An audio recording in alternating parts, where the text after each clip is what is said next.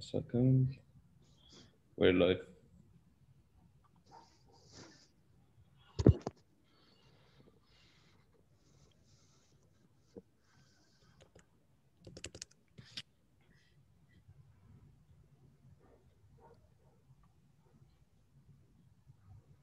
Ok. Donc, bonjour à tout le monde.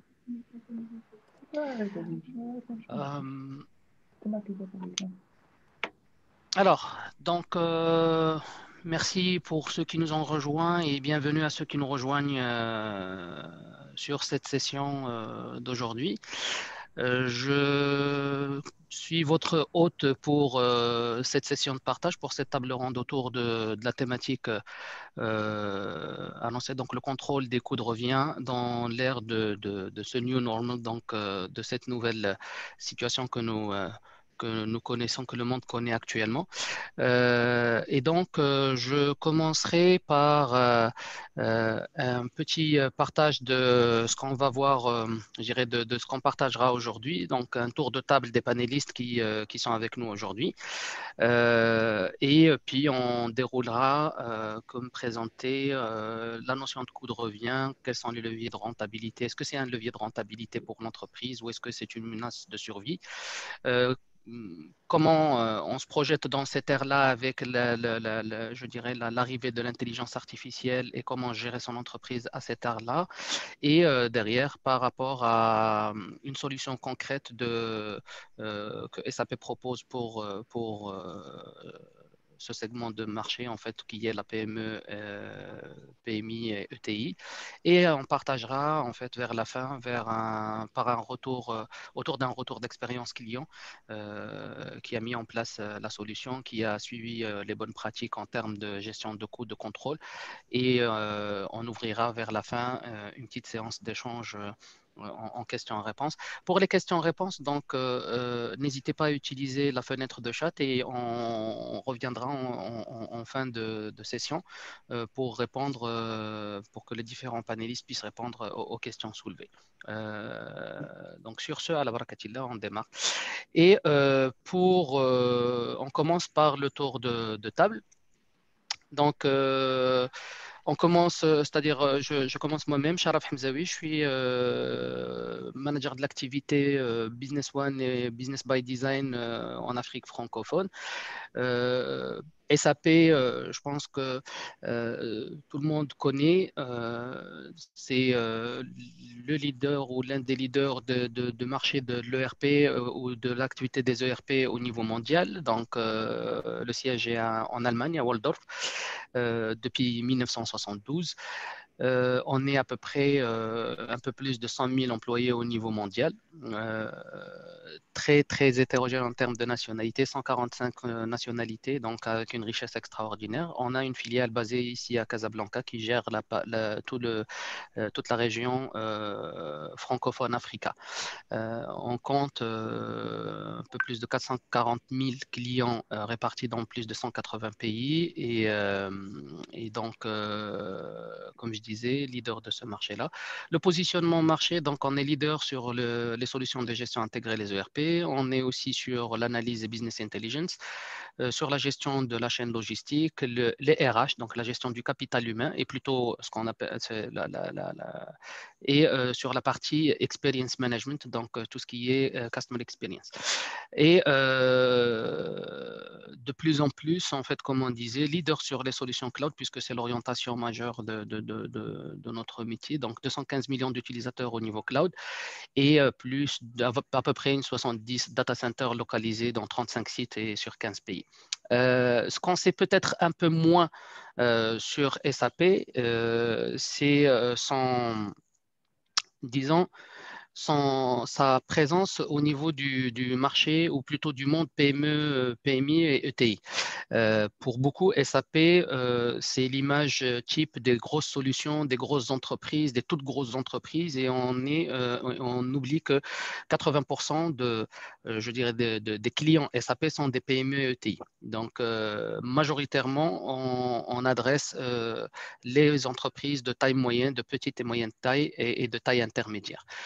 plus de 6000 PME ETI équipées par nos solutions ERP orientées PME-PMI sont généralement des filiales de groupes. Donc, on est aussi dans cette configuration de ce qu'on appelle d'approche two tiers, donc avec les solutions S4 pour les grosses structures, mais aussi dans le cadre des groupes, pour les petites ou moyennes entreprises ou filiales qui font partie d'un groupe, on les approche avec des solutions qui sont adaptées à leur taille et qui communiquent de manière automatique avec le siège et avec les solutions S4.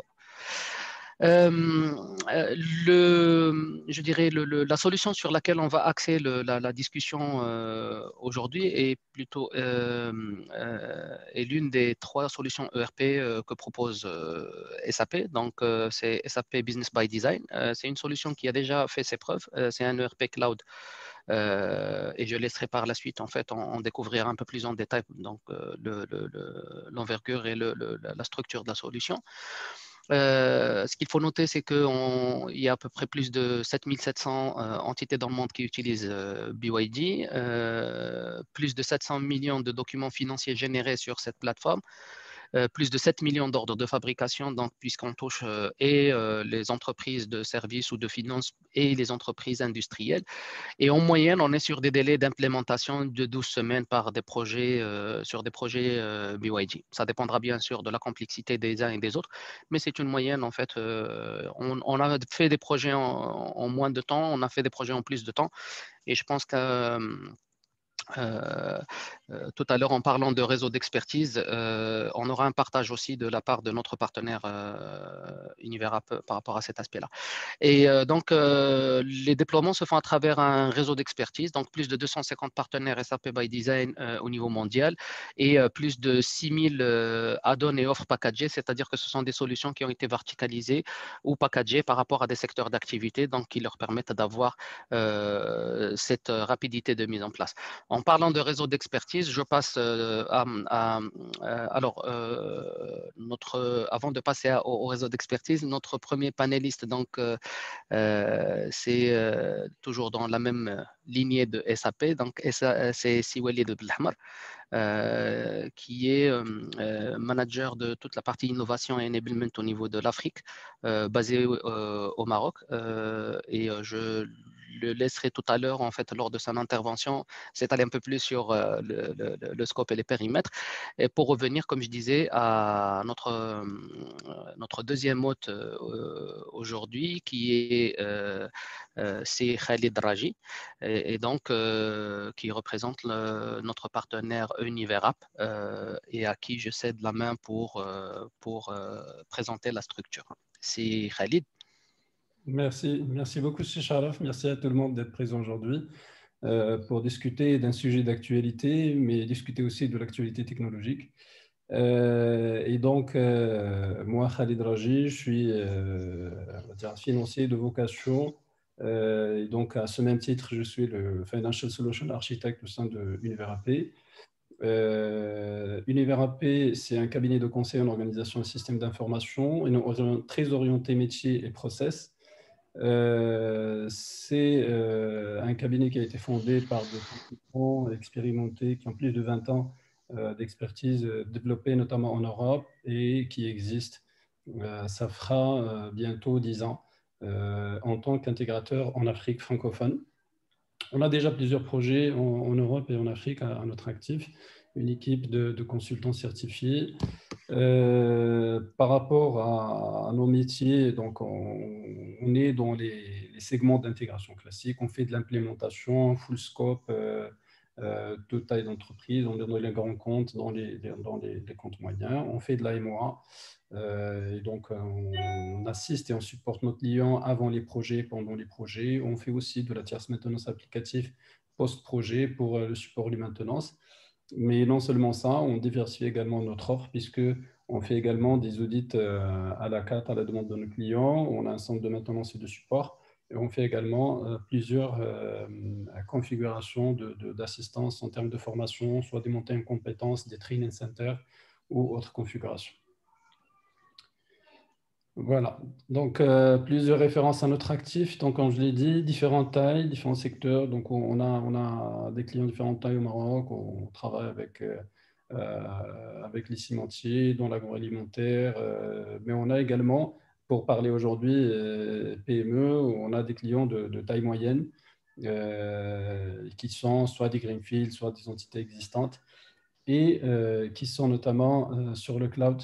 Je ne vais pas citer de nom pour l'instant, mais on pourrait fournir plus de détails par la suite dans les présentations qui vont accompagner les documents annexes. Donc, ce travail d'innovation dans le segment des PME, notamment dans le cloud, nous a permis justement de décrocher des distinctions. Donc, depuis 2018, on a commencé à réaliser des projets dans le cloud. Et donc, raison pour laquelle nous avons été élus meilleurs partenaires en Afrique, en Afrique du Nord pour 2018. Et puis également, en début 2020, nous avons eu la double nomination pour 2020. Donc, Sharaf, si tu peux passer. Oui, pardon. Merci. Donc, en 2020, nous avons été double nominés puisque nous avons été élus meilleurs SIV partner pour la région EMEA South lors de l'événement SMB Innovation Summit de SAP organisé à Majorque en janvier 2020 et également lors du PECOM Summit organisé à Casa en mars 2020.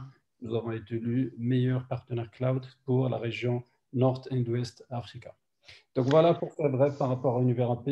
Enchanté de faire partie de ce panel aujourd'hui pour discuter d'un sujet d'actualité qui est la maîtrise de coûts dans un contexte de crise. Merci, c'est Khalid. Et une bonne transition en parlant de maîtrise des coûts. On parlera aussi de notre troisième panéliste qui est c'est Ahmed Bahir, donc qui va nous en fait un financier de formation, donc qui a derrière lui une quinzaine d'années d'expérience dans le domaine du conseil financier et aux entreprises. Donc, un parcours très riche entre Pricewaterhouse et d'autres structures de conseil et d'audit. Un passage par le monde bancaire en termes de conseil aux entreprises et surtout aussi un passage au niveau de direction financière et de direction générale au niveau de structures industrielles. Et donc, actuellement, à la tête du cabinet FinanceLink, qui est plus spécialisé dans le conseil financier et la levée de fonds. J'espère avoir ne rien raté, c'est Ahmed. Et donc, bienvenue avec nous à ce panel. C'est Ahmed.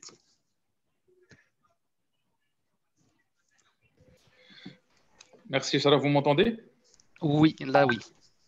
Alors, merci Sharaf pour la présentation. Donc, merci également d'avoir invité à participer avec vous dans ce webinaire qui, je pense, il est très très important dans un contexte actuel.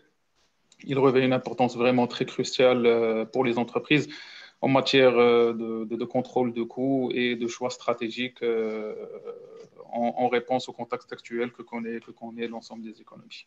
Merci.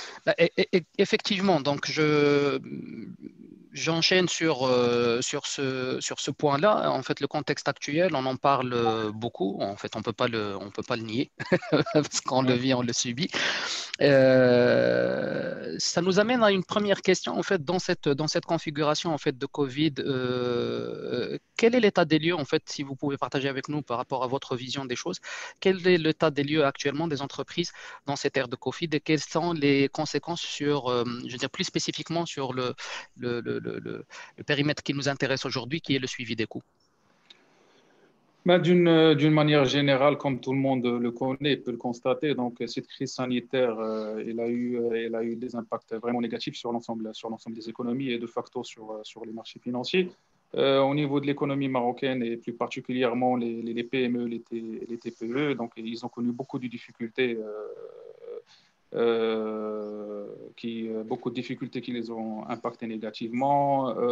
Il y avait beaucoup de problèmes qui devaient être gérés. Donc, premièrement, donc, il y avait le problème de fallait s'organiser face à cette crise en matière de solutions sanitaires, en matière de séparation, en matière d'approvisionnement de matières premières, que ce soit au niveau local ou au niveau industriel. Au niveau de la production, donc, il fallait sensibiliser les ouvriers. Donc, il fallait mettre les gestes barrières, il fallait doubler tout ce qui est transport pour le personnel. Donc, c'est des coûts qui étaient supplémentaires pour les entreprises. Il y avait également l'obligation d'obtenir des autorisations pour se déplacer au travail.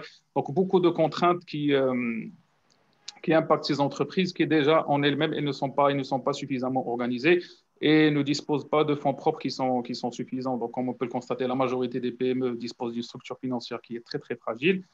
Face à la difficulté d'accès au financement, malgré l'aide du gouvernement et la forte participation du secteur bancaire.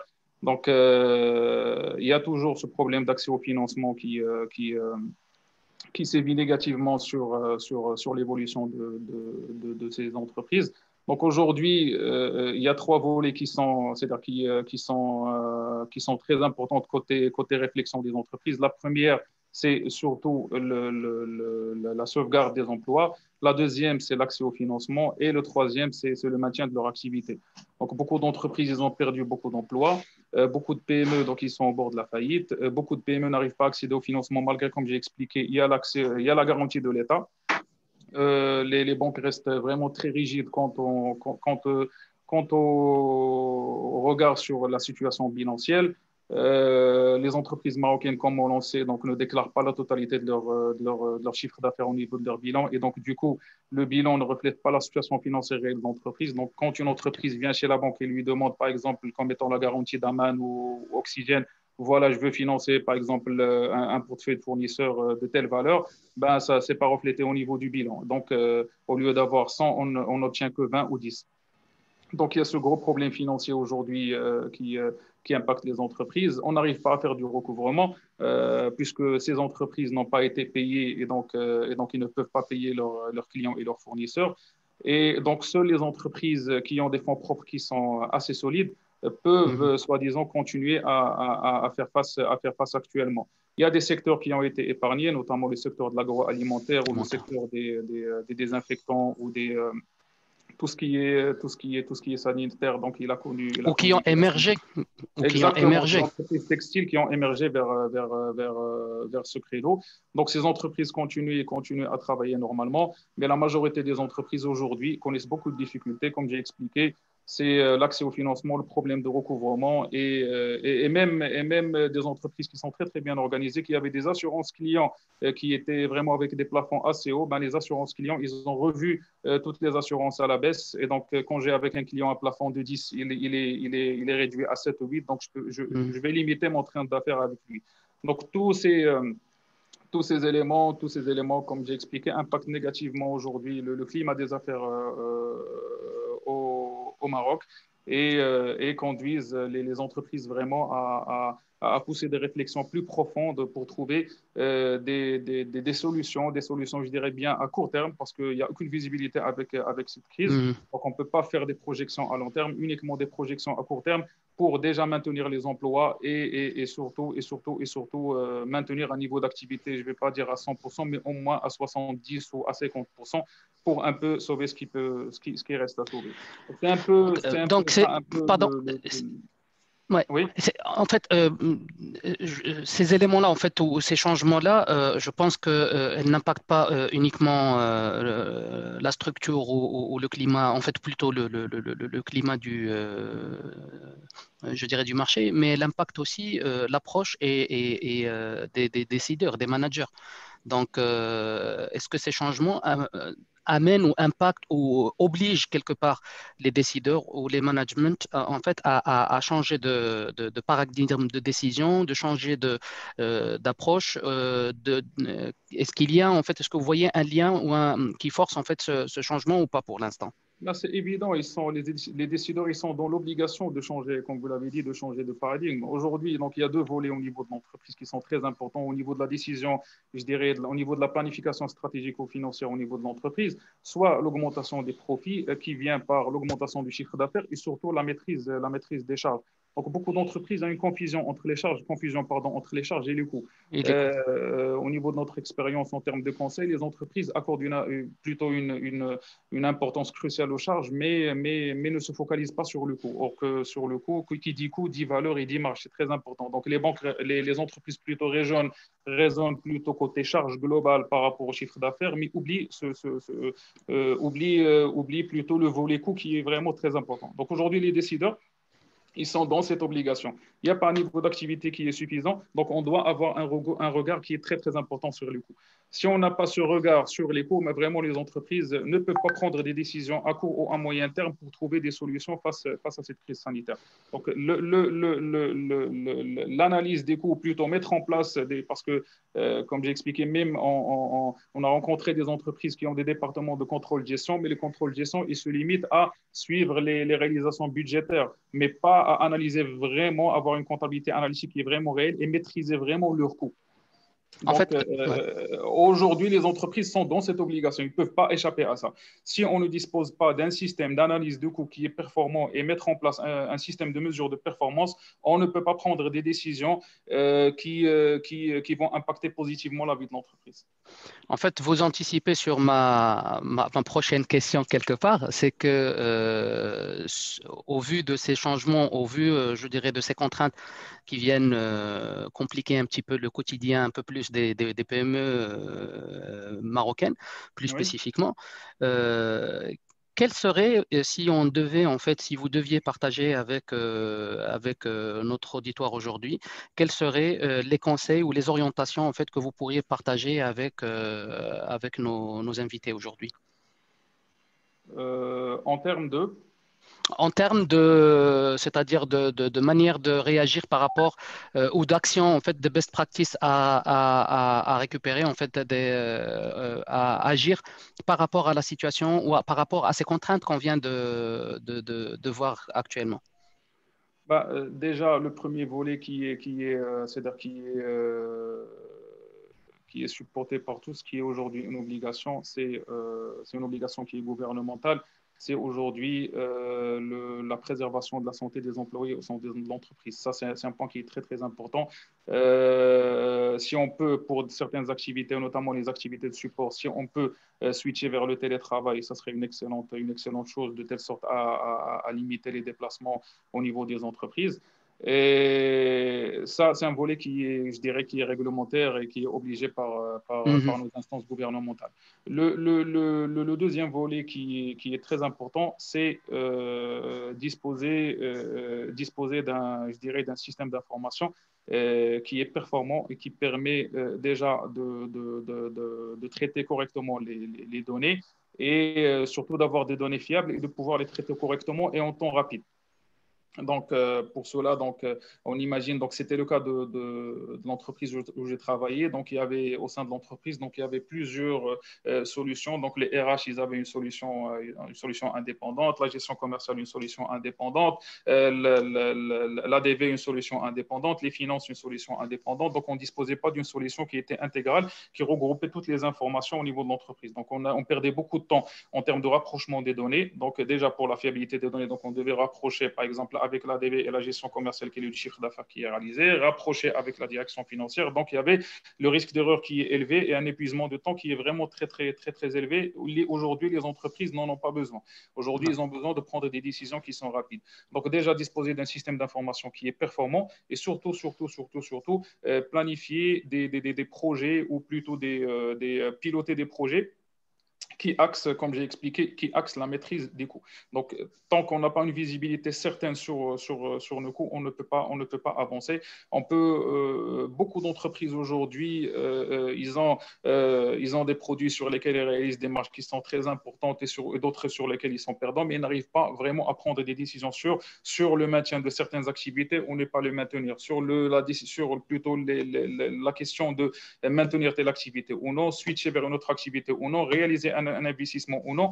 Donc, il faudrait que l'entreprise dispose d'outils de pilotage qui sont aujourd'hui performants, qui sont pratiques, qui sont accessibles et surtout qui sont simples, d'accord, et qui sont rapides en termes d'installation pour avoir une visibilité ou avoir une vision globale sur l'entreprise. Quels sont les produits sur lesquels je dégage de la valeur? Quelles sont les produits plutôt qui coûtent très cher à l'entreprise, mais malgré ça, l'entreprise continue à les produire parce qu'elle n'a pas une vision exacte sur ces coûts de production. Et là, ce point, comme je parle côté terrain, c'est une problématique générale au niveau des PME. Donc, comme j'ai expliqué, la majorité des directeurs financiers, donc, ils se focalisent beaucoup plus sur les engagements, je dirais, sur un calendrier fiscal. Donc, 50% de notre travail sur le respect de calendrier fiscal et le reste, c'est sur le recouvrement et, le travail des pompiers. Donc, j'ai des charges que je dois payer au niveau de la banque et donc, je dois faire le maximum de recouvrement pour les payer. Donc, on ne se focalise pas sur les fonctions à forte valeur ajoutée, notamment la maîtrise du coût. Et les entreprises aujourd'hui, ils ne sentent pas vraiment c'est-à-dire ce besoin. Aujourd'hui, le problème qu'ils constatent devant lui, c'est comment payer ses charges. Mais ils n'ont pas cette réflexion d'analyser leurs coûts, de mettre en place des systèmes de pilotage de coûts et de mesures de performance pour avoir une visibilité globale sur leur entreprise. Dire que le contexte actuel ne leur permet pas d'avancer ou plutôt de s'aventurer sur ce genre de projet. Mais c'est un volet qui est très, très important et qui ne doit pas être négligé au niveau des entreprises.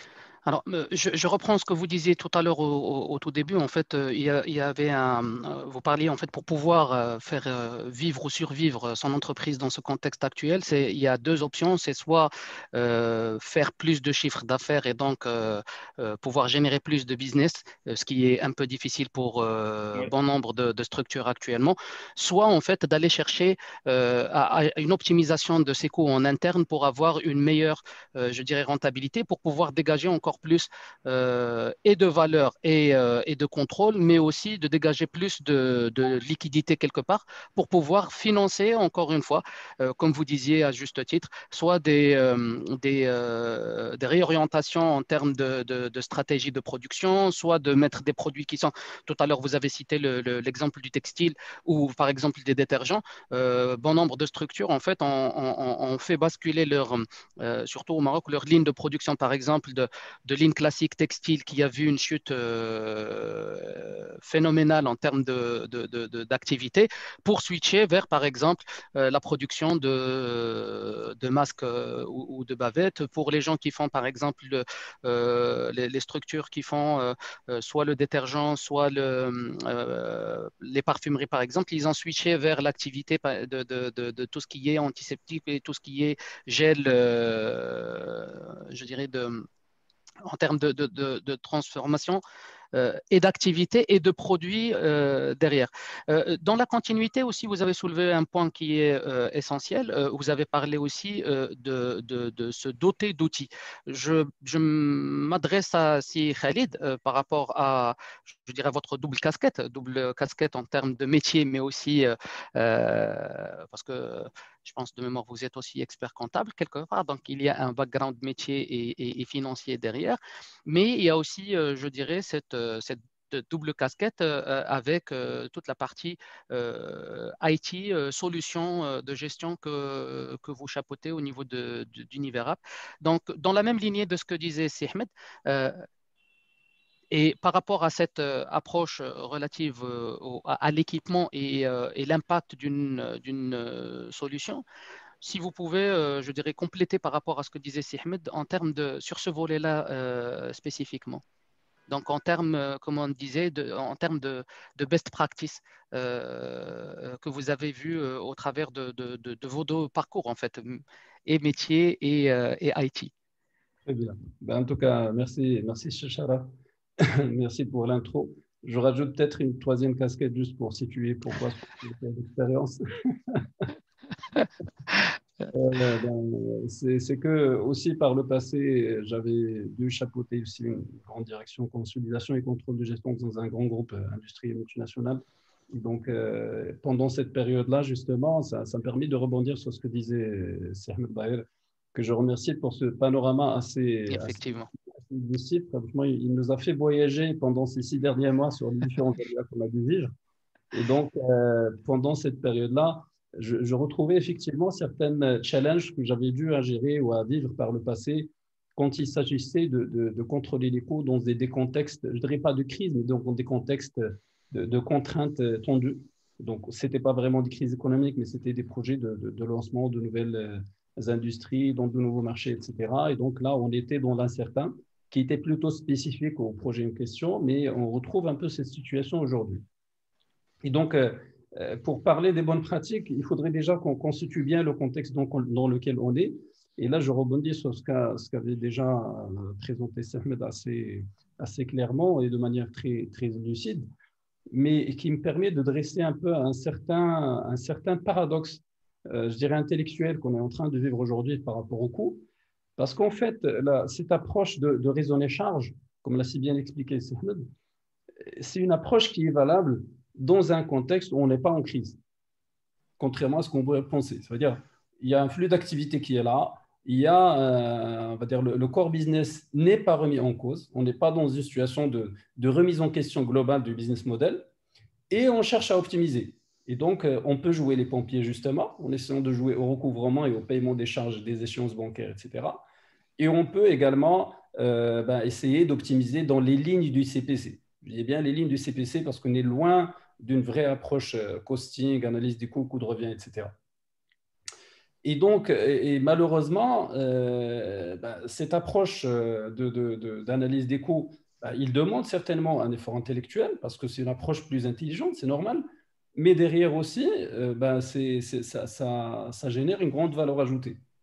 Et donc, la première des choses qu'il faudrait voir déjà, c'est qu'aujourd'hui, dans notre contexte, ce n'est plus un luxe, ça devient une nécessité. C'était un luxe quand on essayait d'optimiser les charges à sa façon, mais le business n'était pas remis en cause. Et donc, nous, de par la casquette de conseil que j'ai dû porter par la suite, qui m'a permis un peu d'avoir cette liberté d'explorer plusieurs sociétés, plusieurs entreprises, plusieurs contextes. Donc, on voyait très bien que la performance, il était directement lié au degré de maturité de l'organisation et au degré de maturité de l'analyse décisionnelle qui se fait. Ça veut dire, est-ce qu'on fait déjà des réunions de management? Est-ce qu'on les fait d'une manière récurrente? Ça paraît évident, mais dans la réalité, il se trouve qu'on n'en fait pas très souvent. Mais aussi, pour les faire, il faudrait avoir de la matière. Donc, il faudra avoir un tableau de bord, il faudra avoir des chiffres. Et ces chiffres-là, ils devraient parler. Et donc, là encore, il faudrait avoir une bonne combinaison, parce qu'on est dans le segment des SMB, donc les PME. Il faut avoir une bonne combinaison entre une information intelligente et simple.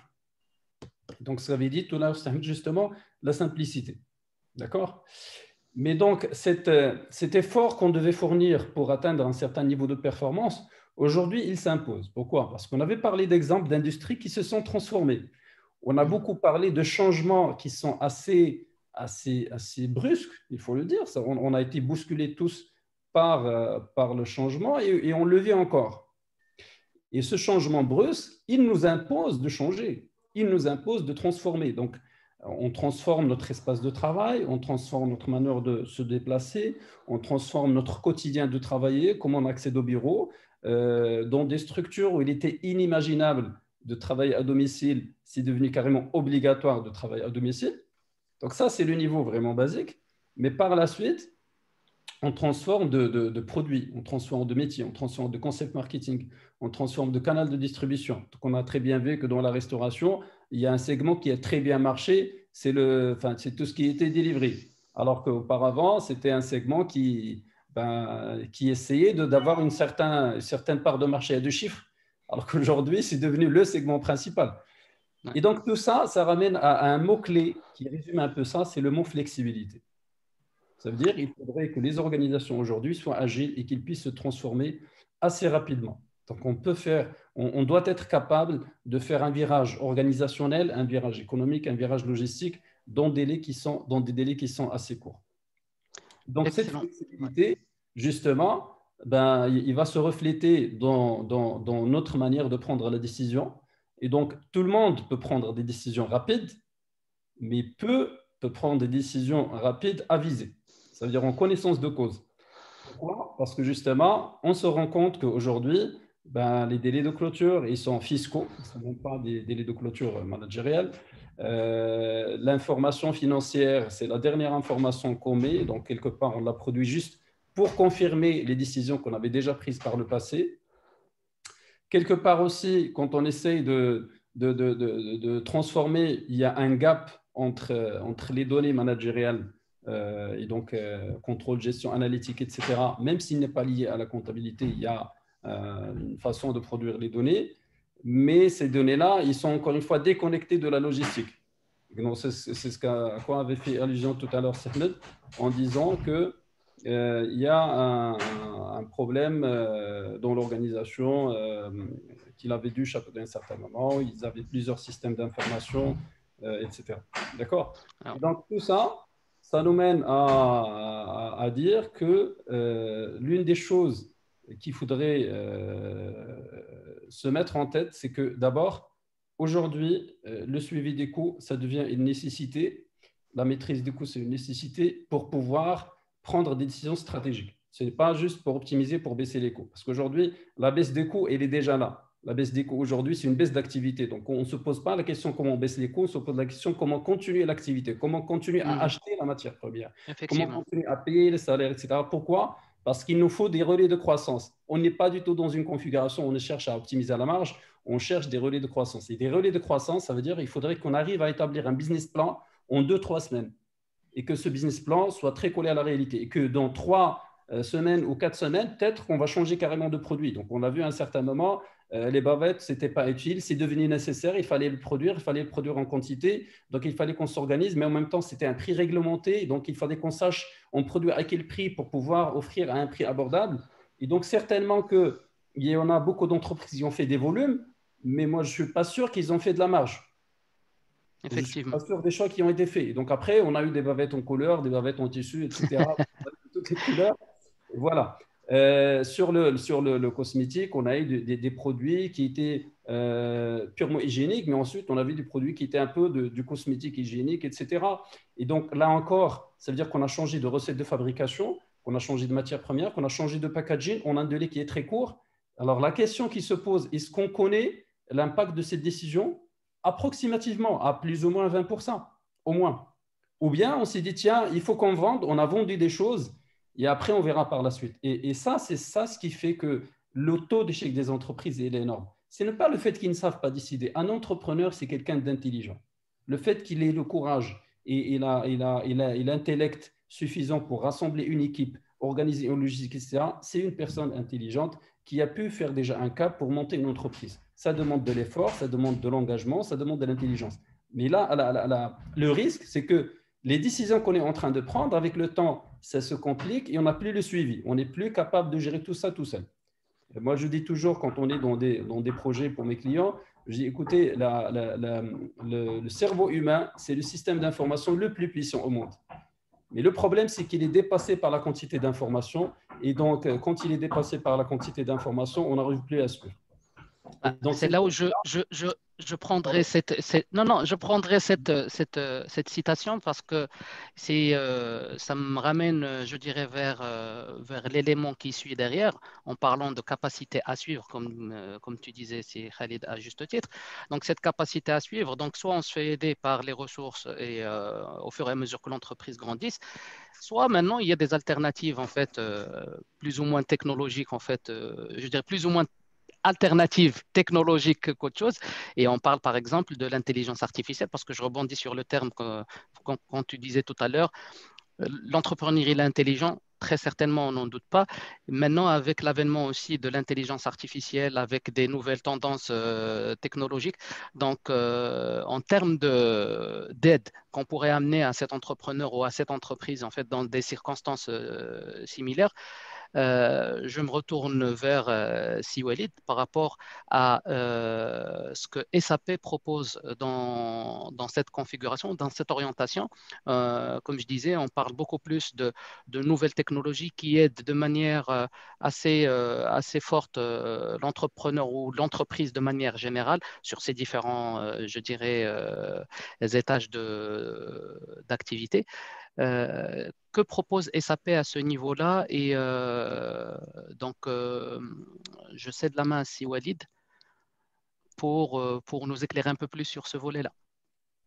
Merci Sharaf, bonjour à tous et merci pour votre présence. Alors, juste partager mon écran avec vous.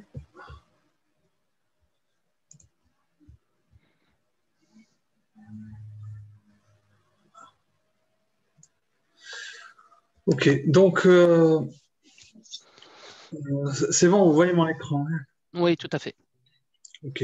Alors, avant de passer à la pratique, je voudrais juste rappeler quelque chose, c'est qu'aujourd'hui, les entreprises, les PME surtout, et les TPE et aussi les ETI ont besoin de ce qu'on appelle une plateforme digitale. Alors, pourquoi une plateforme? Parce qu'on ne parle plus d'un logiciel de gestion ou d'un logiciel ou d'un ERP. L'entreprise a besoin de s'ouvrir sur le monde extérieur, de se connecter à ses fournisseurs, à ses clients, à ses consommateurs, etc. D'où le besoin d'une plateforme. Aujourd'hui, nous allons aborder une plateforme SAP by Design qui est exclusivement dédiée aux PME et aux ETI. Voilà, comme on peut le voir, on commence par ce qu'on appelle un cœur. Donc, toute plateforme a un cœur. Donc, c'est l'ERP qu'on connaît et qu'on a eu l'habitude de connaître. C'est ce qui permet de gérer l'entreprise de bout en bout, donc que ce soit du point de vue administratif, comptable, financier, stock, production, tout le flux, la chaîne de valeur, la gestion des projets, les ventes, les achats, etc. Donc tout ceci aujourd'hui est censé déjà être géré, donc on est censé avoir des entreprises bien organisées. Et quand on parle de plateforme, donc à cela se rajoutent ce qu'on appelle les technologies intelligentes. Premièrement, c'est le cloud, donc c'est l'hébergement, c'est l'accès, surtout l'accès aux données et aux business process, donc à distance de n'importe quel endroit, etc. L'Internet des objets, donc la connexion avec les sensors, les capteurs, donc surtout dans le secteur industriel. Le big data, un grand nombre et un gros volume de données à gérer. Donc même pour les petites entreprises, on a l'impression qu'il n'y a pas de big data, alors que le volume des données, de factures ou de clients, donc ça c'est vraiment du big data et on n'arrive plus à gérer à un moment donné en tant qu'être humain.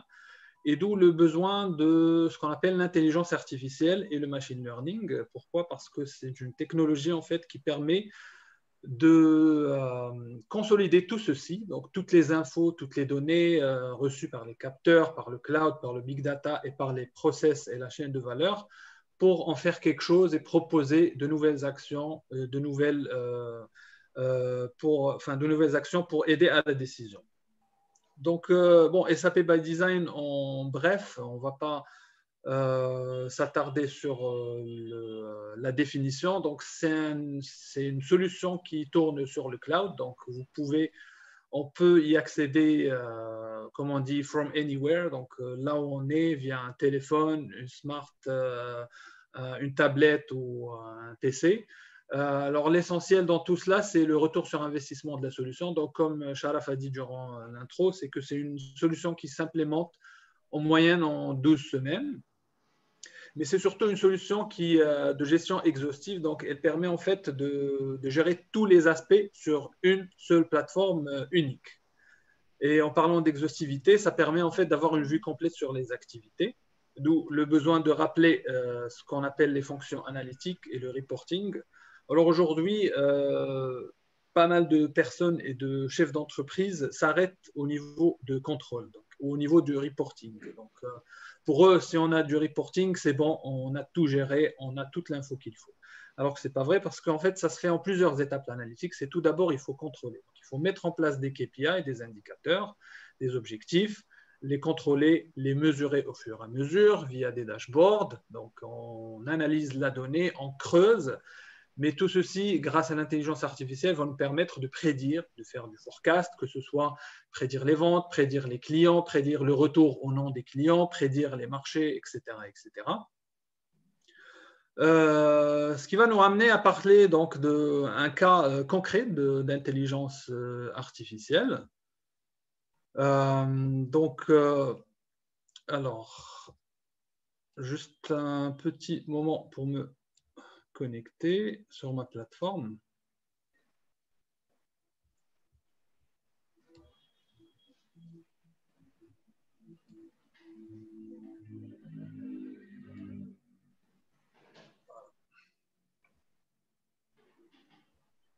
Donc là, ce qu'on va faire, je vais utiliser un assistant d'intelligence artificielle qui va m'aider en fait à me connecter à ma plateforme, donc SAP by Design, pour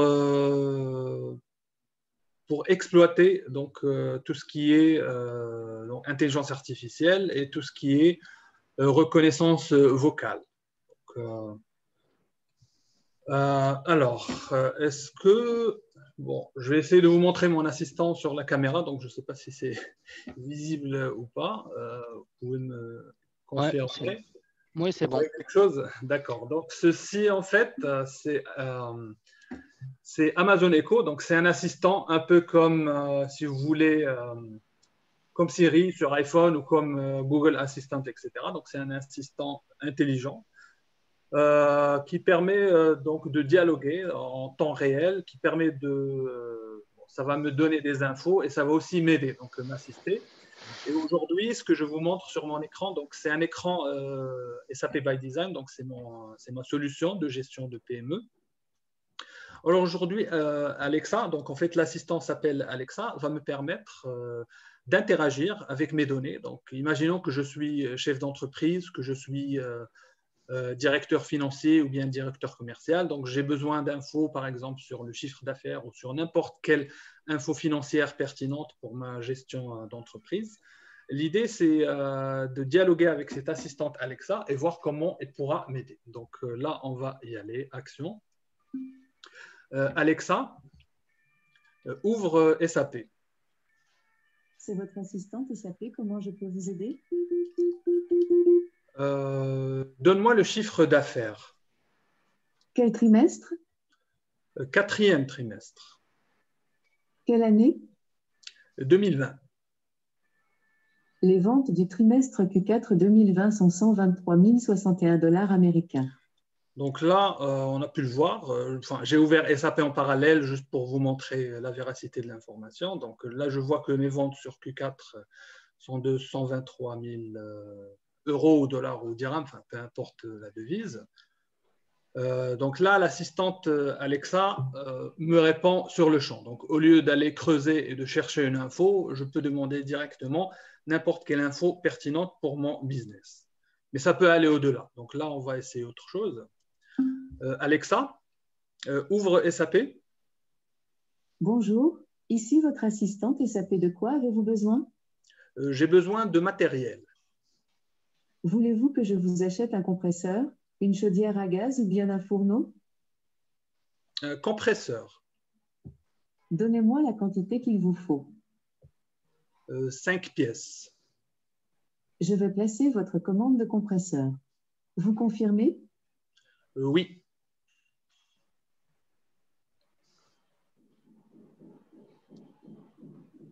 Votre commande numéro 4165 a été générée avec succès dans SAP.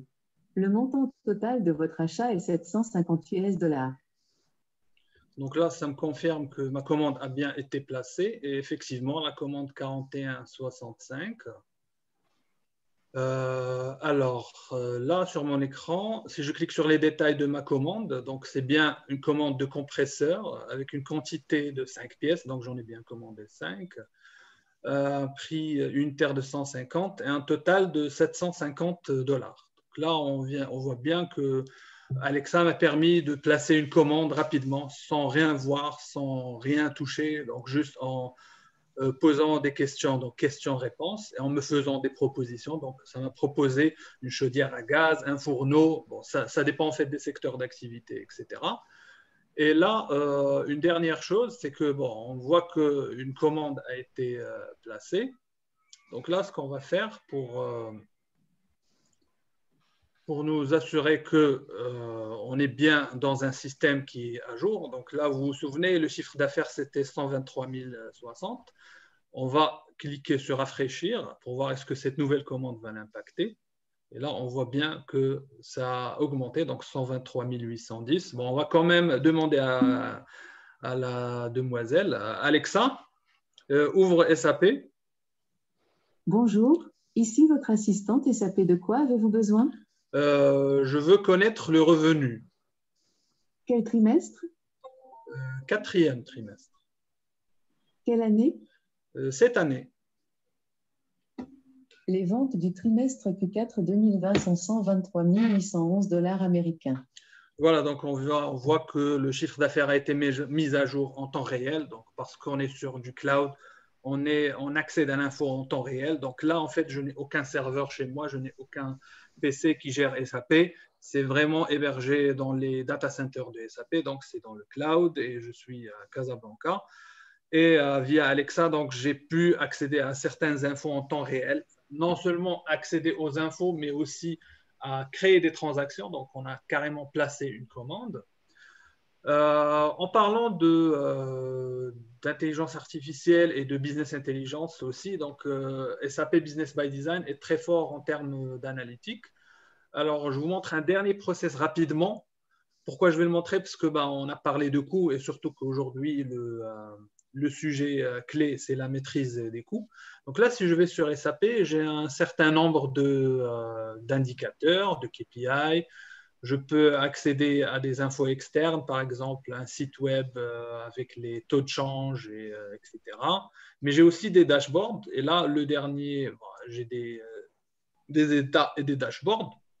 Alors, le dernier qui intéresserait tout le monde, c'est celui des ce qu'on appelle le Maverick Spend. Ce sont les dépenses indépendantes ou bien mal gérées, si vous voulez. Donc là, c'est un très bon KPI dans SAP. Ça permet en fait de voir les coûts ou bien les coûts engagés qui ne sont pas liés à des contrats ou bien à des commandes ou bien à des process bien définis. Donc là, on voit qu'on est vraiment dans le rouge dans notre KPI. On est carrément à côté du noir. Donc, si je dépasse du rouge, je serai dans du noir. Et là, je vois que j'ai des dépenses totales versus les coûts des achats indépendants. Donc là, en tant qu'analyste ou bien en tant que directeur, je voudrais bien voir pourquoi j'ai 25 000 $ de coûts indépendants qui ne sont basés sur aucun process. Ce qui va me pousser à aller voir ici, analyser mes données. Et puis, ou alors on peut même faire rapidement, là, je peux voir le coût des achats indépendants directement. Donc, de quoi il s'agit? Là, il s'agit par exemple voilà, les dépenses totales détaillées par fournisseur et là, les dépenses des achats indépendantes et là, le ratio. Bon, je vois qu'en décembre 2019, j'étais très mal barré parce que tous mes achats étaient indépendants. Donc, ils n'étaient pas basés sur des commandes fournisseurs ni sur de contrats, etc. Là, par exemple, je vais piocher, je vais prendre celui chez lequel j'ai vraiment gaspillé. C'est le Excellent Consulting. Donc là, si je clique sur ce fournisseur-là, ça va me permettre en fait de voir la synthèse du fournisseur. Et là, hop, par magie, ça va me sortir en fait la liste de toutes les dépenses que j'ai eu à faire avec ce fournisseur-là.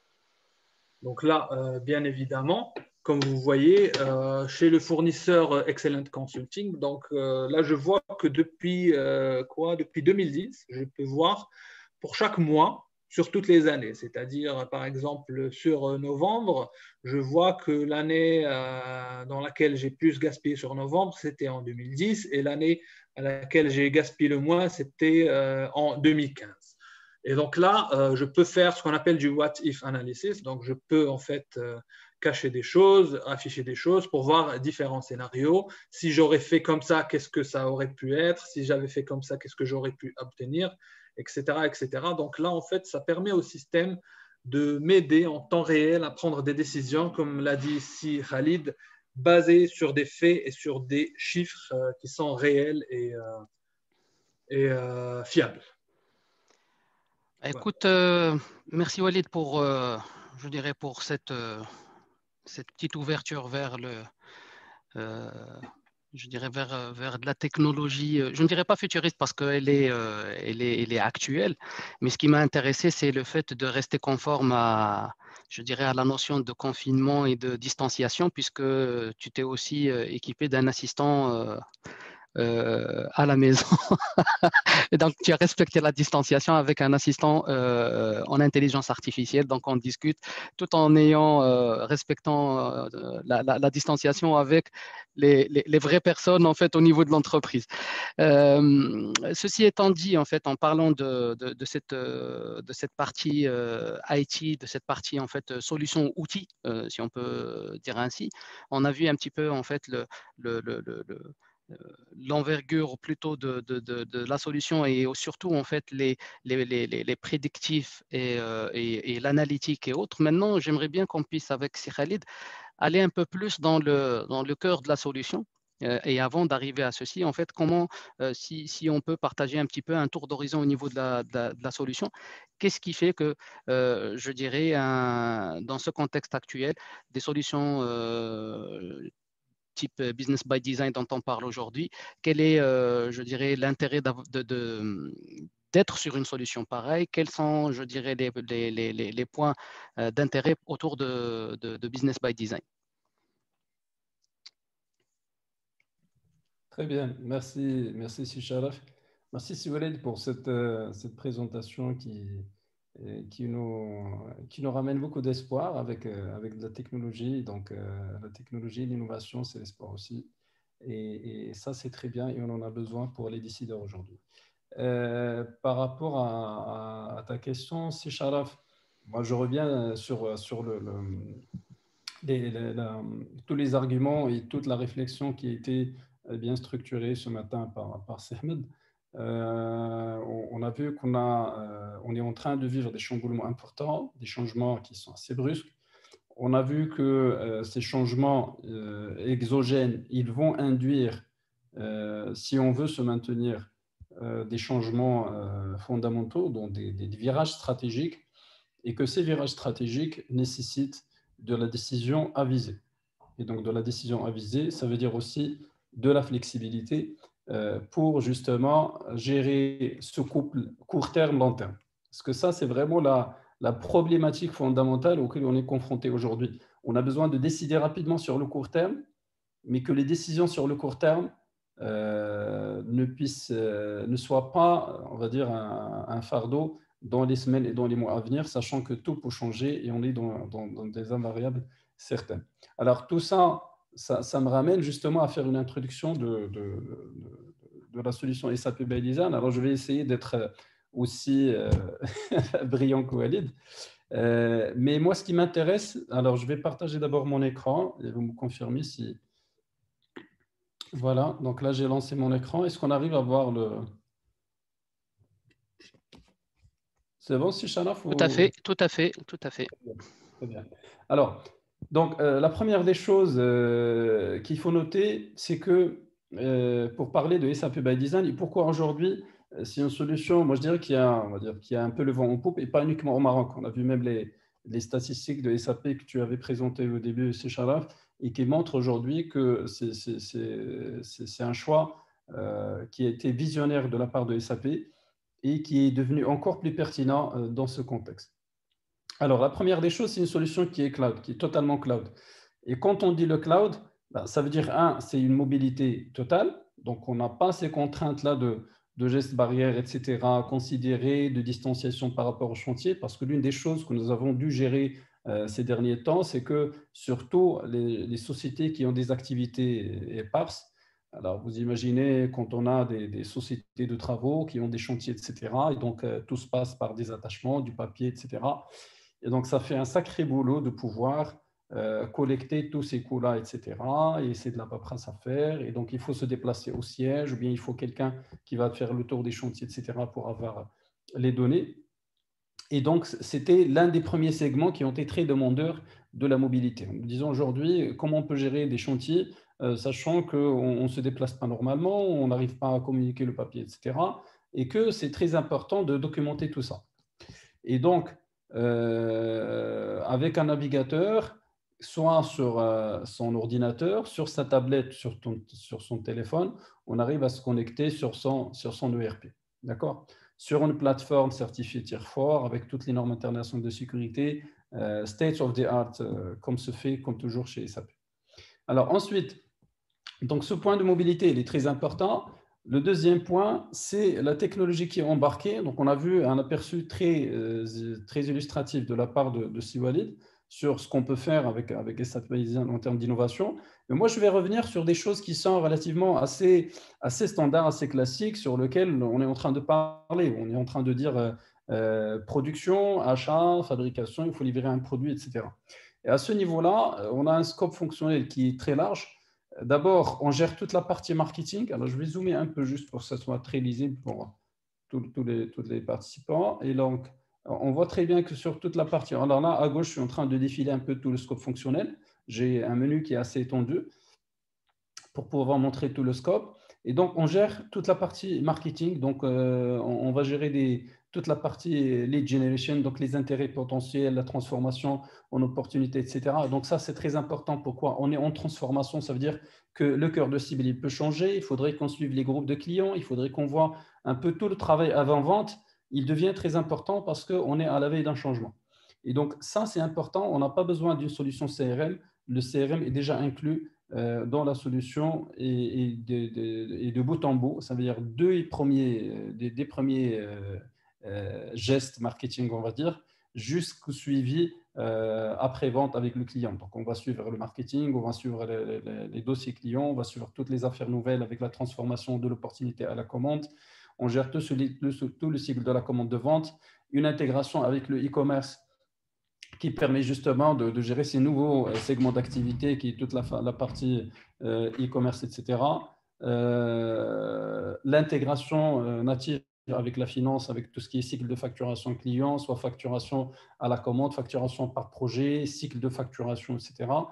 Les services de garantie, donc tout ce qui est gestion de contrat post-livraison pour la garantie produit.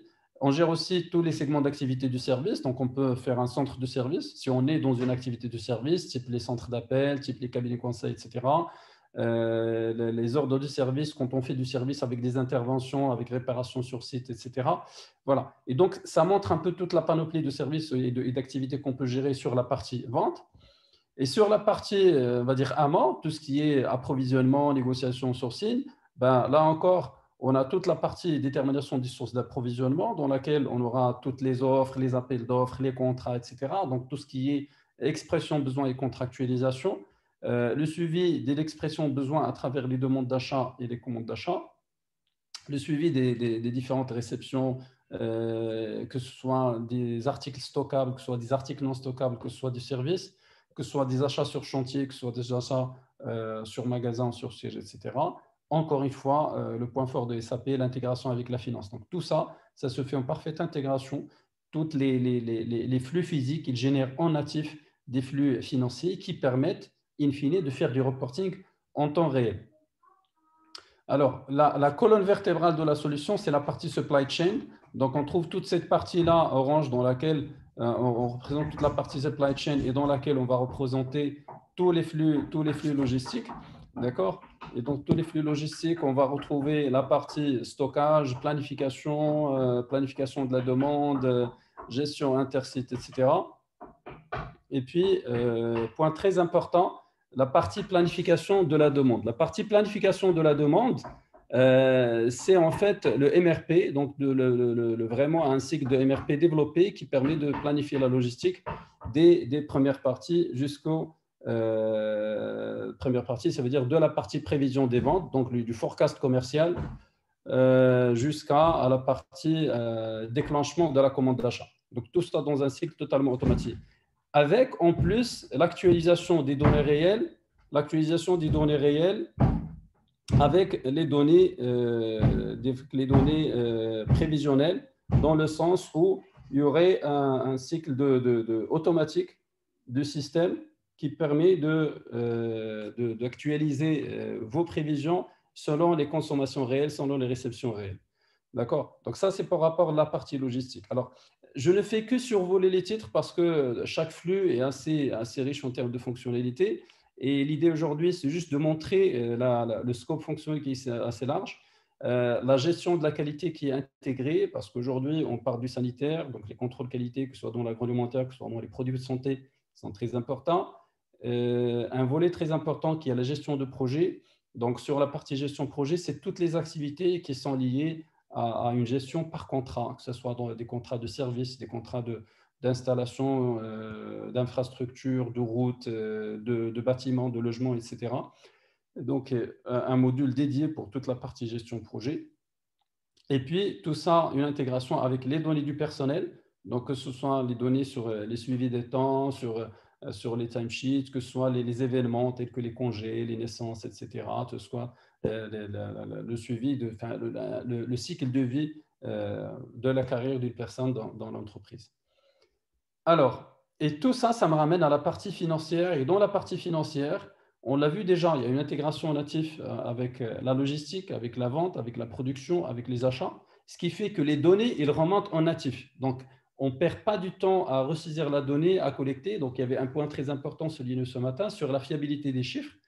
Et donc, en disant qu'on perd du temps à réconcilier, on perd du temps à collecter la donnée. Et malheureusement, quand on est sur des flux récurrents, donc quand on fait du négoce, on va acheter, on va vendre et on fait la même chose. Donc, la traduction comptable, il est connu. Et donc là, le système, il est nativement paramétré de manière à produire l'information en automatique et fiable. Et tout ça, une fois qu'il est traduit comptablement, il est en même temps traduit au niveau du contrôle de gestion pour faire toutes les analyses nécessaires à différents niveaux. Donc ça, j'ai commencé par cette partie-là qui est un peu la couverture fonctionnelle. Et là, je vais souligner quelques points clés que j'aimerais détailler, qui vont montrer un peu la différence de la solution par rapport à notre contexte et pourquoi il est intéressant. Alors, la première des choses, c'est l'interface qui est vraiment intuitive. Et il est intuitif, mais il est personnalisable. Ça, c'est très important. Donc aujourd'hui, on a l'impression de naviguer sur une application à la Facebook ou à la WhatsApp, qui est assez agréable. Mais en même temps, moi, en tant qu'utilisateur final, ben, je peux décider de changer le mode de disposition.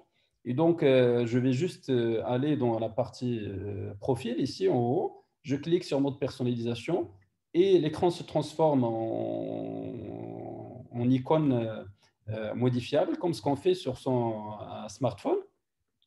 Et je peux dire, tiens, la partie intérêt potentiel, il m'intéresse parce qu'aujourd'hui, je donne un focus sur le côté prospection. Donc, je vais mettre la partie intérêt potentiel. La partie synthèse achat, je vais l'enlever. La synthèse des ventes, je vais la mettre en haut.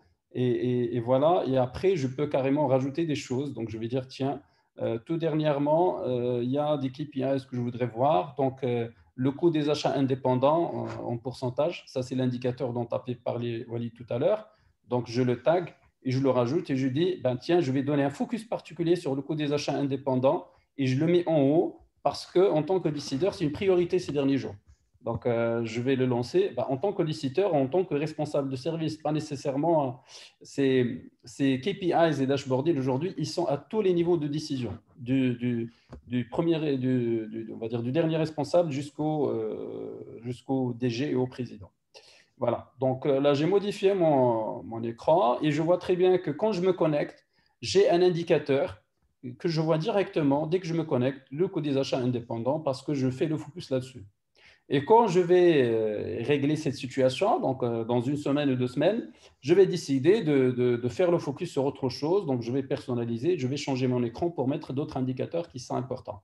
Et donc là, j'ai le focus sur les achats indépendants. Je dis qu'il faudrait que les achats passent par la négociation pour qu'on puisse s'assurer qu'on maîtrise nos coûts, pour parler coûts. Mais en même temps, il faudrait qu'on suive les intérêts potentiels pour être à la veille concurrentielle du marché et pouvoir orienter l'activité en fonction du développement marketing. C'est Khalid, tant qu'on est sur la notion de costing et sur l'indicateur en fait que tu viens de présenter, le coût des achats indépendants ou plutôt le coût des achats tout court, quelle est une question en fait que j'ai assez souvent eue et que je souhaite partager en fait avec nos participants aujourd'hui. On parle de solutions cloud. Quel est l'intérêt de partir sur une solution cloud versus du on-premise en termes de costing? Écoute, ça c'est une question que j'aime bien parce que souvent que j'aime bien parce qu'on aime bien les questions pour lesquelles on a de bonnes réponses. Hein. Donc, en fait, au départ, moi je me rappelle quand on avait introduit le cloud la première fois, C'était nouveau, donc il y avait beaucoup on va dire, de réticences, etc. Mais nous, on était alignés avec la stratégie de SAP. On croyait fermement que le cloud, c'est l'avenir de la technologie. Et cette pandémie, elle a accéléré la chose. Alors, elle a accéléré les choses, pourquoi? Parce qu'aujourd'hui, il y a une forte pression sur les coûts.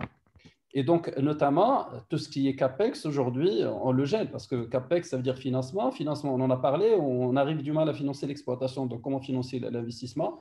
Et donc, du coup, aujourd'hui, on a une infrastructure de dernière technologie, mais avec un coût OPEX dès le premier jour.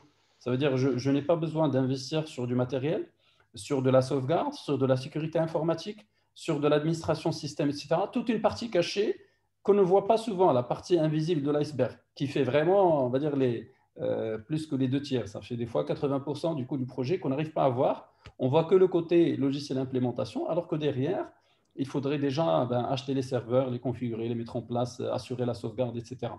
Alors, des fois, on fait des coupes à ce niveau-là, et là encore, c'est la partie où on raison de charge. Et malheureusement, quand on raison de charge, quand il y a une panne, il y a une perte une attaque sécuritaire, etc., on tombe dans de sérieux problèmes et on commence à payer le prix très fort de ces négligences informatiques qu'on a fait au départ. Et donc, quand on est une PME, ce n'est pas par manque de volonté, mais des fois, cette réflexion, c'est de la technicité aussi. Il faut disposer d'ingénieurs expérimentés, etc., qui peuvent nous orienter sur cette partie-là. Et si j'ai une personne forte sur la partie logicielle, il n'est pas nécessairement fort sur la partie infra, etc. Donc, d'où l'intérêt de dire on va bénéficier d'une plateforme intelligente, intégrée, mais en même temps qui a un coût qui est très compétitif par rapport à ce que j'aurais fait avec d'autres solutions qui sont beaucoup moins évoluées. Pourquoi? Parce qu'il y a un effet mutualisation. Il faut dire que le concept de cette solution by design on the cloud, c'est qu'à la base, on est parti sur un concept de démocratisation et de mutualisation de la technologie. C'est à l'image de ce qu'on a aujourd'hui sur YouTube, c'est à l'image de ce qu'on a aujourd'hui sur Facebook, sur Instagram, encore une fois. Si moi, en tant qu'entreprise, je veux faire mon propre YouTube pour mon réseau professionnel, ça va me coûter très cher, ne serait-ce que pour mettre l'infra hardware. Aujourd'hui, l'infra, il est mis en place par SAP et il fait profiter des milliers d'entreprises de par le monde. Et donc, moi, en tant qu'entreprise PME, si j'ai une trentaine d'utilisateurs, des fois on a 5 utilisateurs, on a un projet, on a démarré un projet avec 5 utilisateurs, d'accord?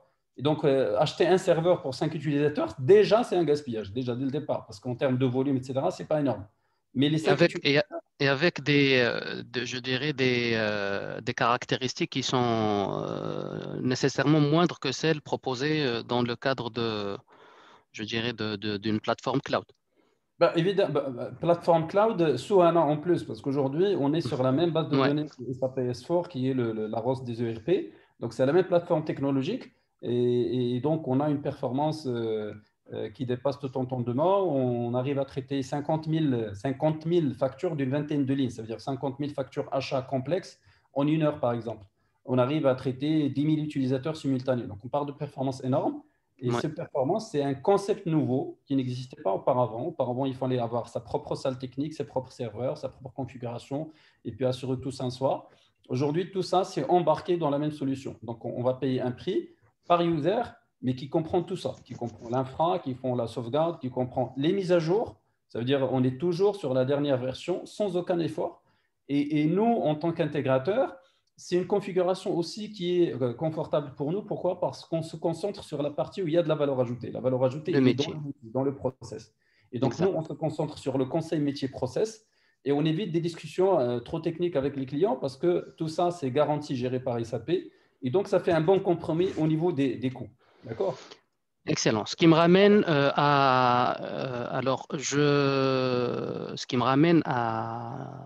je dirais, à une expérience client que vous avez déjà déroulée vous-même avec les quelques clients qu'on a actuellement au Maroc et les quelques projets sur lesquels vous avez intervenu. Mais plus spécifiquement, on partagera par rapport, je pense que vous vouliez partager en fait par rapport à un client précis. Pour présenter ou pour partager derrière les retours, je dirais, d'expérience par rapport à la mise en place de by design au niveau je dirais de. Alors, je partage l'écran avec, en fait, il y a une petite fiche synthétique, si tu permets, et je te laisse commenter parce que bon, c'est. Comme je disais, c'est un projet sur lequel vous avez travaillé. Vous avez, alors, le client en question, c'est City, c'est la Société impériale d'été et infusion.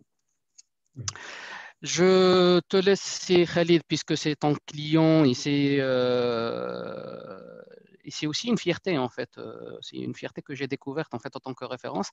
Euh, et comme dit je dirais le petit mot d'ordre de SAP, de Best Run SAP. Donc, franchement, City est une des best stories au niveau de l'industrie marocaine et surtout dans le monde très très spécifique du thé de luxe, si on peut dire ainsi. Donc, à toi de partager en fait avec nous et avec nos participants la petite histoire de City, le choix, le projet, le post-projet, donc comment ça a été fait. Très bien. Bah, merci, Sharab. Effectivement, c'est une fierté que nous avons découvert tous. Donc, c'est un bijou, on va dire, industriel marocain. Il est un leader mondial dans son secteur. Donc, ils sont pratiquement, presque exclusivement sur l'export. Ils travaillent avec toutes les grandes marques internationales. Donc, ils sont spécialisés sur le segment des thés de luxe. Et donc aujourd'hui, probablement, quand vous êtes sur un hôtel 5 étoiles et que vous êtes en train de commander votre thé ou thé ou infusion dans le salon, il est fort probable, si vous avez commandé une marque de luxe, que ce soit fabriqué par la société City. C'est un client qui est basé à Marrakech et qui a une histoire assez passionnante, donc qui a commencé depuis les années 80. Et donc, c'est aussi on va dire une saga familiale aussi, et qui a connu un développement continu. Il a commencé avec un client à l'international, il s'est diversifié. Aujourd'hui, ils sont quasiment sur tous les continents. Ils travaillent avec le Japon, avec les États-Unis, le Canada, l'Europe, etc. Alors, l'histoire du système d'information là-dedans, c'est que, ben, comme on l'a dit au départ, c'est une histoire familiale. Donc, c'est une famille d'entrepreneurs qui se sont lancés dans le projet. Donc, il a pris de l'ampleur avec le temps. Et donc, avec la croissance, vient la complexité. Donc, vient la complexité. Et donc, on n'arrive plus à gérer l'information comme on arrivait à le faire au départ. Et donc, ils ont essayé des solutions par le passé. Donc, ils avaient différentes solutions. Mais in fine, ils se sont retrouvés avec on va dire, 3 ou 4 solutions. Une partie pour gérer le stock et la logistique interne, une partie pour gérer les achats, une partie pour suivre la production, la comptabilité qui est totalement, on va dire, tenue en parallèle, pour ne pas dire déconnectée. Et tout ça, on est en train de parler d'une centaine de millions de sachets par semaine, d'accord? Donc une dizaine de millions de sachets vendus par jour. Donc c'est un volume énorme d'activité. On est en train de parler presque 100 000 articles, de références articles à gérer, donc avec tous les formules de production, de fabrication, etc. Donc, toutes les nomenclatures industrielles, toutes les gammes d'opérations à gérer, donc toutes les différentes processus de production. On est dans l'agroalimentaire à l'international. Ça veut dire que côté sécurité, gestion de la qualité, c'est mandatory. Donc, c'est des normes, il faut être certifié sur toutes les normes internationales. Donc, votre produit doit être consommable à Tokyo, à Londres, à New York, etc. Et donc, des exigences internationales, mais en même temps, un volume d'informations important et un système d'information qui ne suit pas. Et donc, c'est d'où l'idée justement de SAP by Design. Et alors, ce qui avait séduit dans la solution, c'est 3 choses principales. D'abord, c'est le côté intégration. Donc, on arrive à couvrir tout le scope parce qu'ils ont compris la complicité quand on gère des interfaces qu'on ne sait pas intégrer. Ils l'ont essayé par le passé et c'était on va dire, leur grande souffrance. Donc, le fait d'avoir ce qu'on appelle dans by Design le suite in the box, donc une solution qui gère le tout. Ça, c'est le premier facteur. Le deuxième facteur, c'est que le côté flexibilité. Côté flexibilité, logistique, industrielle, achat, etc. Donc aujourd'hui, je peux changer de circuit de validation. Je peux avoir des validations à distance. Donc le DG, il est en voyage, donc il a besoin de consulter ses achats. Il veut approuver à partir de son smartphone. Le côté changement organisationnel. Donc si jamais on rajoute un département, on enlève un département, etc. Donc la flexibilité, c'est le deuxième point très important. Et le troisième, bien sûr, c'est le côté analytics. Donc ils avaient un focus particulier sur la partie coût de revient. Et donc, pour eux, c'était vraiment très important de pouvoir suivre le coût de revient, mais suivre le coût de revient dans une société qui a presque 100 000 produits finis. Je pense que c'était 75, presque 80 000 produits finis, avec des recettes de fabrication très différentes. Donc, l'emballage qui change, le conditionnement qui change, le process de qualité qui change, etc. Et donc, tout ça, pouvoir le suivre avec des clôtures mensuelles, etc. D'accord? Et donc, ces trois avantages, ils ont fait le choix, du client. Et par la suite, on s'est aperçu finalement qu'une fois qu'on a mis en place la solution, il y a d'autres avantages qui ont été drainés par la solution elle-même. Donc, l'une des choses, c'est que on a eu plus de rigueur au niveau de la planification des stocks et de la gestion financière. C'est-à-dire qu'auparavant, il y avait des solutions et donc finalement, on se retrouve en gère en silo, comme on dit. Donc, il y a les données production à part, il y a les données achats, il y a les données logistiques et après, la finance qui est en train de courir derrière tout ça. Alors que SAP by Design, en plus d'être une solution cloud, flexible, etc., c'est une solution SAP d'abord, qui est inspirée des bonnes pratiques SAP avec les 40 ans d'historique de SAP comme leader. Et donc, il va imposer une certaine rigueur qui n'est pas en contradiction avec la flexibilité, mais qui va plutôt pousser l'organisation vers plus de bonnes pratiques, vers une meilleure organisation. Donc, par exemple, si je dois consommer du stock, il faudrait que le stock existe. Et donc, pour que le stock existe, j'ai un MRP de planification qui me permet de planifier et de voir est-ce que je suis en stock négatif ou pas. Et donc, auparavant, on consommait, le stock n'était pas là dans le système, donc on savait qu'il était là physiquement puisqu'on consomme. Et donc, finalement, on se disait le système n'est pas fiable et on se retrouve avec un tas de fichiers Excel tout autour. Donc, ça, c'est l'une des choses, c'est cette rigueur d'un point de vue logistique, la rigueur d'un point de vue clôture, puisqu'il y avait un closing cockpit qui permet de suivre toutes les clôtures mensuelles et qui était en plus collaboratif. Ça veut dire qu'on arrivait à suivre les tâches, à envoyer des notifications dans l'ERP pour alerter sur les échéances, etc. D'accord ?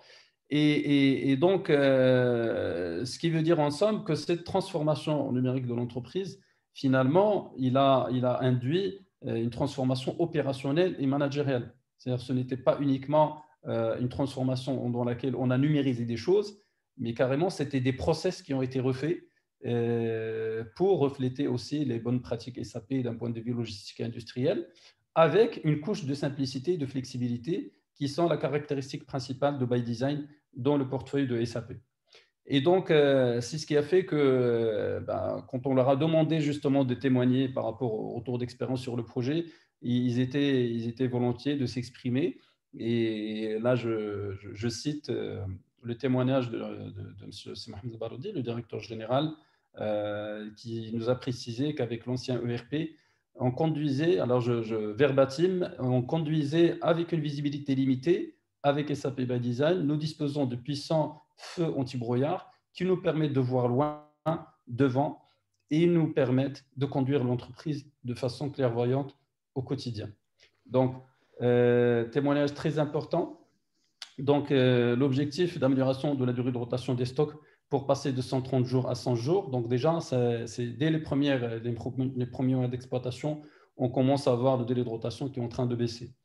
Et donc, le mot de la fin, ils sont dans un secteur où ils sont leaders, mais ils sont à l'international. La compétition est rude et les configurations de costing très différentes. C'est-à-dire, il y a les coûts d'exportation, il y a les coûts de production, la configuration produit et les exigences de délai, etc. Et donc, ce qui fait que je ne peux pas être sûr, si je n'ai pas un outil puissant, est-ce que je suis en train de faire la bonne cotation pour le client? Parce que pour eux, à la fin, c'était ça la décision, le réflexe à chaque fois. Est-ce que quand je vais faire un devis, j'ai bien positionné le prix? Et pour cela, j'ai besoin de maîtriser justement les coûts pour revenir sur l'introduction, pour raisonner valeur et ne pas raisonner charge.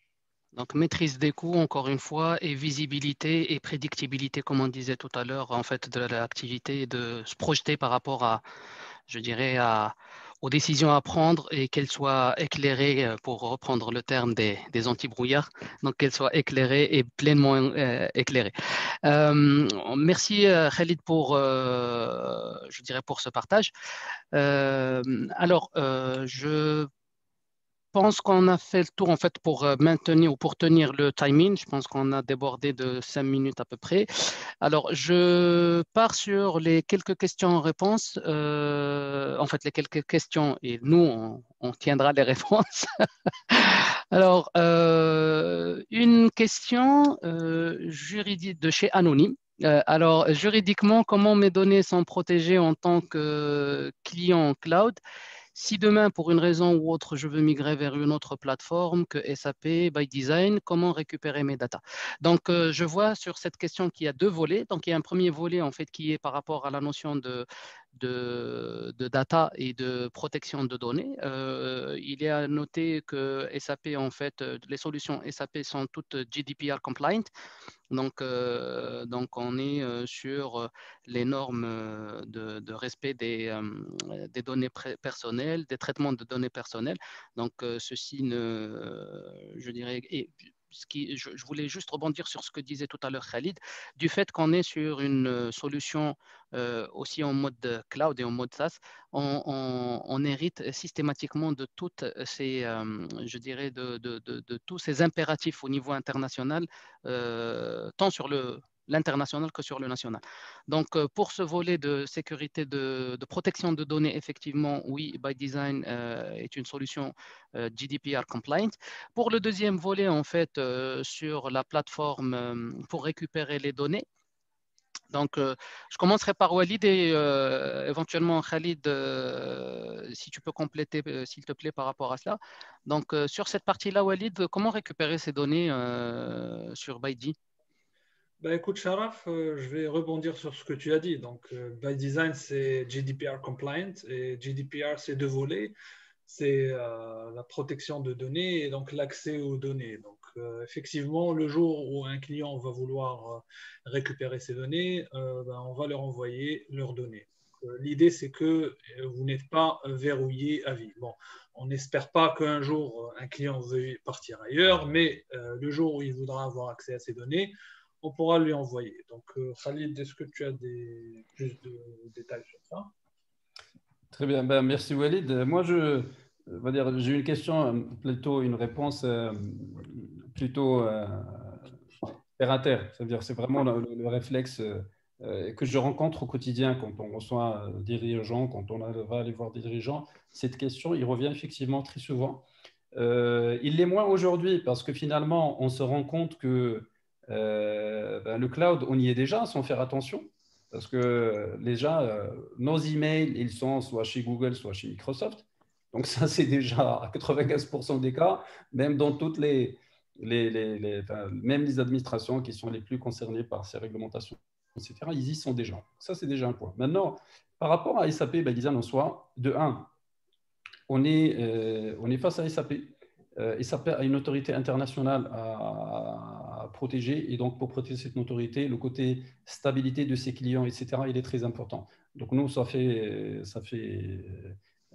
plus de 15 ans qu'on est un peu dans le paysage SAP, et on voit comment SAP on va dire, chérit un peu ses clients sur cette partie-là quand il s'agit de migration, de transformation, d'upgrade, etc. La continuité du business, c'est un leitmotiv chez SAP. Et d'autant plus quand on est des PME, ça veut dire qu'il n'y a pas de vrai enjeu pour SAP, pour nous protéger, pour nous donner une sauvegarde, etc. Donc, si on la demande, ils vont la fournir. Par contre, SAP tiendra toujours à préserver son image en tant que leader fiable et stable. Ça, c'est un point général. Plus particulièrement sur by design, il y a toutes les possibilités d'intégration qu'on voudrait faire, même plus que ce qu'on a dans des solutions en premise. Donc, on peut faire des interfaces classiques avec des échanges de fichiers, etc. On peut faire des interfaces de fichiers plats, des interfaces de fichiers XML. On peut faire… Là, je ne suis même pas en train de parler de récupérer les données de chez SAP. Ça veut dire on peut aller demander à SAP de dire, voilà, on veut migrer, donc ils vont vous donner la sauvegarde. Mais même au-delà de ça, la base de données, elle est puissante. On peut exploiter directement nous-mêmes en tant que que utilisateurs et qui voudront faire sa propre copie des données. Donc, et là, il n'a juste qu'à choisir un peu le conteneur qui lui convient. Et une base de données relationnelle, une base de données décisionnelle ou autre. Et donc, je peux l'exploiter à travers différentes technologies, des fichiers plats, des XML, des web services carrément. Et tout ça, c'est faisable, c'est exploitable. Et même des extractions Excel toutes simples. Aujourd'hui, il y a une intégration parfaite entre SAP ByDesign et Excel, bidirectionnelle. Donc, on peut uploader à partir d'Excel, on peut exporter dans Excel. On a des rapports conçus dans l'ERP qui sont directement connectés dans Excel. On a un Excel add-in dans Excel qui permet de se connecter à partir d'Excel dans ByD. Et donc, à partir de là, je peux faire toutes les extractions possibles. Et donc, c'est vraiment pas du tout un souci là-dessus.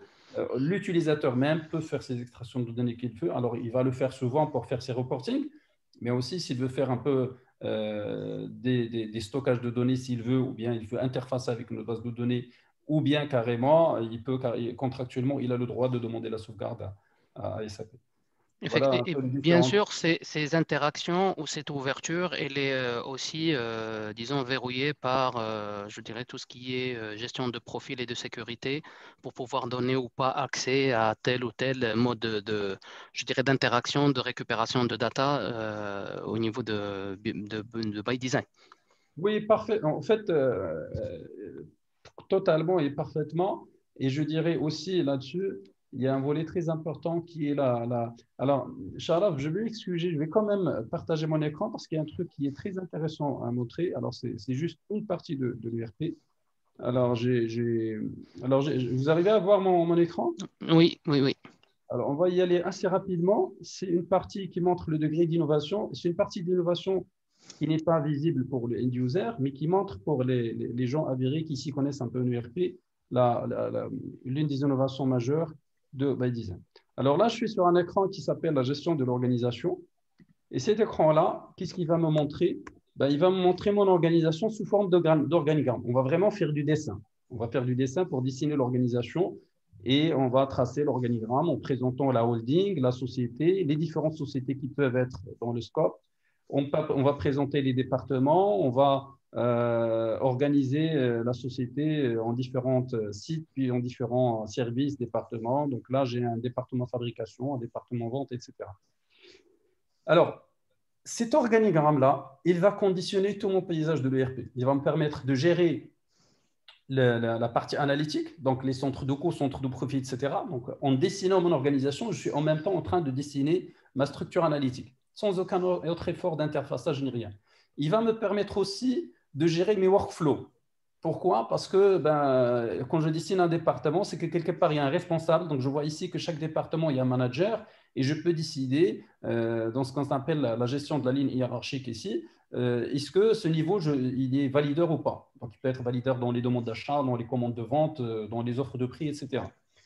Il va également décider des habilitations. Ça veut dire que je peux avoir dans SAP ByDesign une dizaine de sociétés, une vingtaine de sociétés, et puis plusieurs salariés dans chaque société avec des habilitations. Et je vais les faire d'une manière intuitive. Ça veut dire que je n'ai pas besoin de gérer des objets d'autorisation avec des matrices d'autorisation, etc. Ici, dans le volet, je vais voir l'affectation des salariés dans chaque département. Et quand j'ai l'affectation des salariés, dans ces profils des salariés, automatiquement, le système, il va restreindre l'accès à leur département. Voilà. Donc, en un clin d'œil, j'ai essayé de montrer un peu ce côté à la fois puissant parce qu'on peut avoir une finesse extrême dans les autorisations et les accès, mais on va le faire d'une manière assez intuitive et fluide puisque ça va se faire à travers cette forme d'organigramme. D'accord. Donc, on est encore dans une approche très visuelle, très simpliste en termes d'usage et d'appropriation de la solution. Ça revient un petit peu à ce qu'on disait tout à l'heure en termes de temps de mise en place qui sont beaucoup plus écourtés puisque, si on peut dire de manière plus, disons, plus terre à terre, il y a du pré-mâché déjà dedans. Exact. Alors, est-ce qu'il y a d'autres questions? Pour l'instant, non. Si vous avez une autre question, donc, tant que nos panélistes sont encore disponibles, parce qu'en parlant de pré-mâché, je regarde, il est 12h30, donc on est plus ou moins sur les horaires du déjeuner. On commence à adopter un jargon plus culinaire. Alors, bon, apparemment il y a plus de questions. Ben, écoutez, encore une fois, merci à nos participants. Merci à vous d'avoir participé et d'avoir passé cette 1 heure et demie avec nous, très riche et très enrichissante à travers l'intervention de nos panélistes. Si Khalid, Si Ahmed et Si Walid. Donc, encore une fois, merci pour vos interventions éclairées et éclairantes. Pour tous les participants, s'il y a, je dirais, n'hésitez pas à prendre contact avec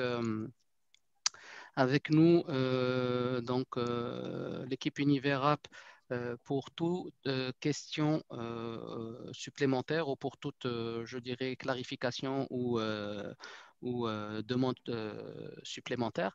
Encore une fois, un grand merci à tous et au plaisir de vous revoir et de nous revoir dans une session future et à très bientôt, Inch'Allah. Merci encore une fois à tous et bonne journée.